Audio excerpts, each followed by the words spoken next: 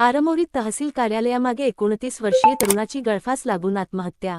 आरमोरी येथील तहसील कार्यालयाच्या मागील वस्तीत राहणाऱ्या एका 29 वर्षीय तरुणाने आज रविवारी सायंकाळी सकाळचे 6 वाजताच्या सुमारास राहत्या घरी गळफास लागून आत्महत्या केल्याची धक्कादायक घटना घडली आहे। मयूर तुकाराम सोनकुसरे वय 29 वर्ष असे मृत तरुणाचे नाव आहे। मिळालेल्या प्राथमिक माहितीनुसार मयूर हा तहसील कार्यालयाच्या मागे असलेल्या आदिवासी मुलींच्या वसतिगृहासमोरील परिसरात वास्तव्यास होता। आज सायंकाळी त्याने आपल्या राहत्या घरी टोकाचे पाऊल उचलत फाशी घेतली। मयूरच्या पश्चात आई, वडील, 2 भाऊ आणि 1 बहीण असा परिवार आहे। त्याचे आईवडील मजुरी करून कुटुंबाचा उदरनिर्वाह करतात। ऐन तारुण्यात मुलाने अशा प्रकारे जीवन संपवल्याने परिसरात हळहळ व्यक्त केली जात असून या घटनेमुळे कुटुंबावर दुःखाचा डोंगर कोसळला आहे। आत्महत्येचे नेमके कारण अद्याप समजू शकले नाही।